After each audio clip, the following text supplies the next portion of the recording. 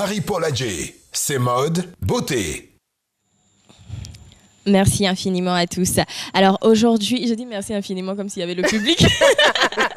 Genre, le public a Ils m'ont tellement applaudi, je suis contente, elle a la merci à parole tous. maintenant, n'est-ce pas? Aujourd'hui, je vais parler des gants. Je ne parlerai pas des gants chirurgicaux comme ceux que porte Dr Philo.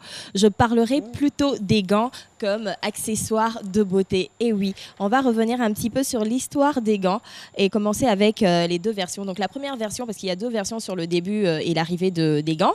La première version, c'est que certaines personnes disent que les gants sont arrivés dès l'Antiquité et que à la base, avant, ils étaient en forme de moufle. Ils étaient portés pour se protéger du froid ou simplement pour se protéger de diverses agressions. Ils étaient portés par les bergers, les artisans, les paysans. La seconde version dit que les gants sont arrivés dès l'époque de l'Égypte antique avec les pharaons, donc dans la tombe du pharaon Toutankhamon, je crois bien que c'est comme ça qu'on prononce. C'est bien ça le sage? C'est ça, C'est ça, voilà. C'est ça. Voilà, justement, dans sa tombe, en fait, il y avait des gants. Et les gants, pour les pharaons, c'était un symbole de royauté, un symbole de pouvoir. Voilà, donc on sait ça par rapport au début des gants. Une chose est sûre, c'est que les gants vont commencer à connaître une réelle importance grâce aux religieux qui, dès le 9e siècle, vont désigner les gants comme symbole de l'Église, en fait, un grand symbole de l'Église. Les gants vont devenir le 3e attribut épiscopal.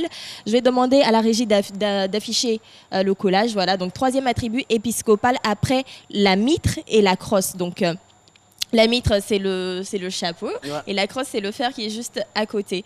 Donc, la mode va venir s'inspirer de ça.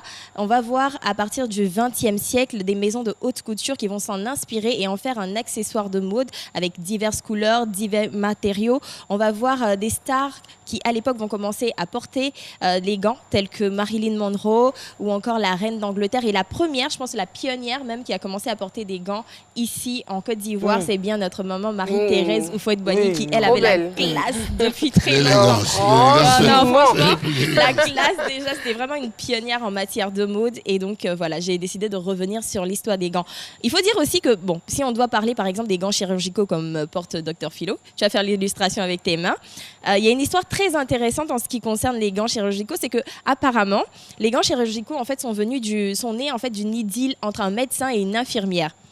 Oui, tout à fait. Donc en fait, ce qui se dit, c'est que l'infirmière avait, avant, on ne portait pas les gants pour les opérations. Donc c'était vraiment, on mettait un produit que je ne connais pas, je ne dirai pas le nom donc. Et un jour, elle a commencé à attraper de l'eczéma sur la main à cause de ce produit. Et son amant, qui était le médecin, a voulu qu'elle revienne à ses côtés pour opérer. Et donc il a demandé à ce qu'on fabrique des gants en latex. Voilà, c'est une histoire un peu comme ça. Bref, vous connaissez maintenant l'histoire des gants.